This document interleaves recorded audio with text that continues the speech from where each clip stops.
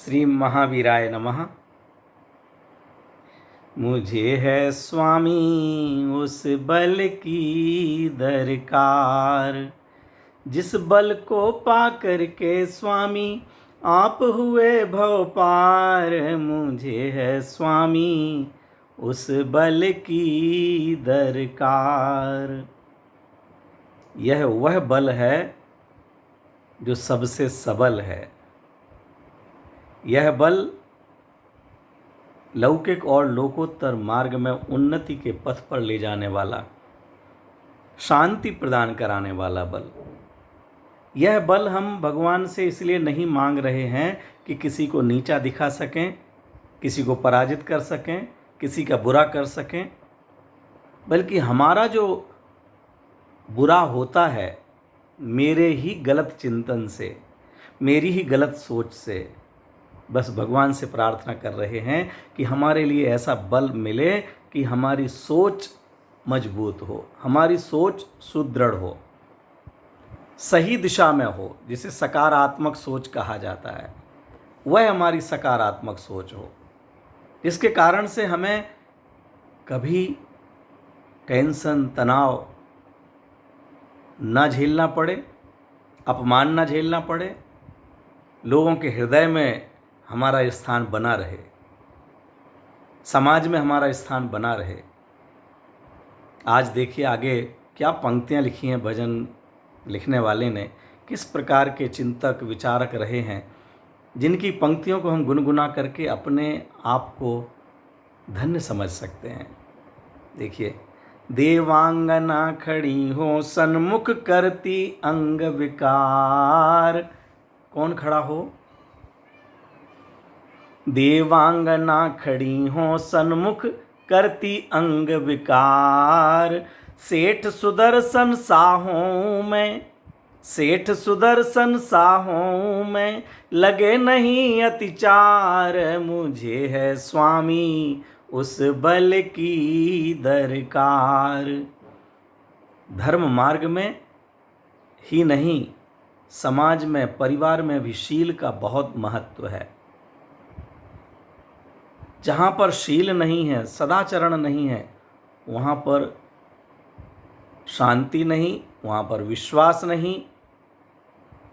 लोग विश्वास कैसे करें अगर हमारी नज़र खराब है तो? अगर हम किसी भी महिला को देखकर, लड़की को देखकर, किसी भी चित्र को देखकर वाओ वाओ यही करते रहते हैं, हर किसी से दोस्ती निभाना चाहते हैं, व्हाट्सएप फेसबुक पर गलत गलत चैटिंग करना चाहते हैं, नए नए boyfriend, girlfriend, friendship day, Valentine day, dating पर जाना इत्यादि कितने कितने प्रकार के आजकल शील के विरुद्ध वाले आचरण चल रहे हैं, और जिनको आज का युवा वर्ग, युवा समाज जिसको मान्य कर रहा है। इसमें क्या गलत है?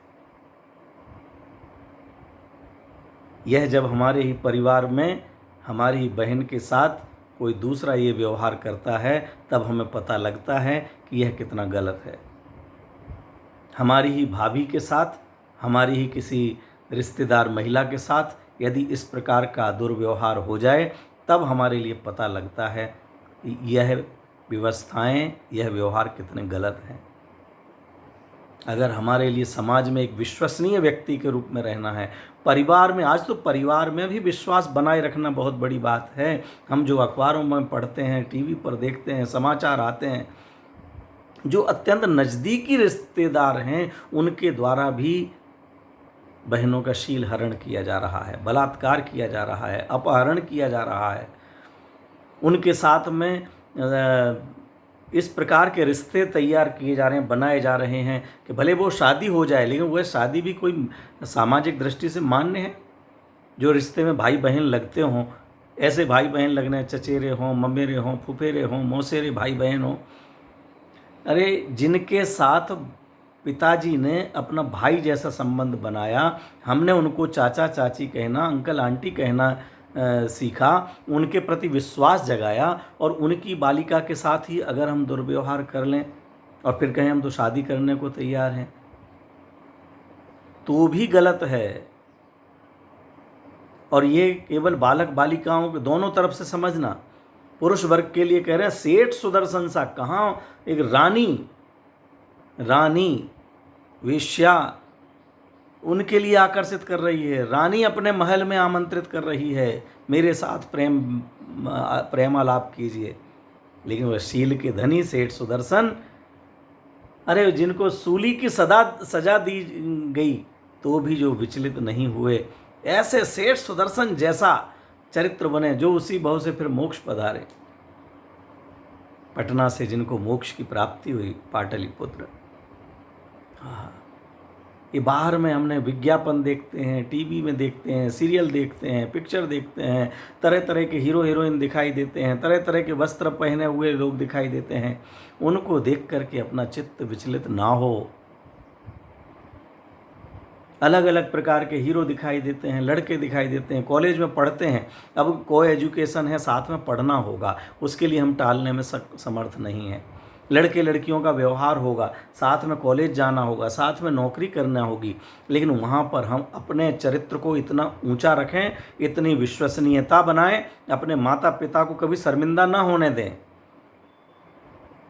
माता पिता के हृदय में इतना विश्वास बालक बालिकाओं का होना चाहिए कि कहीं भी देश दुनिया में चले जाएं, कितने भी ऊंचे पद पर चले जाएं, किसी के साथ भी काम कर रहे हों, लेकिन उनको विश्वास हो कि यह व्यक्ति विचलित होने वाला नहीं है।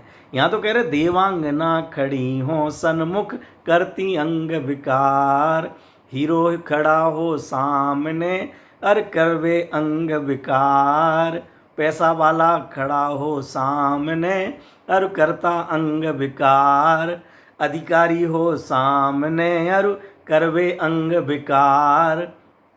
तो भी सेठ सुदर्शन जैसा, सती सीता जैसा, चंदन वाला जैसा, अनंत मती जैसा, अनंग सरा जैसा इतना मजबूत हमारी बहनों का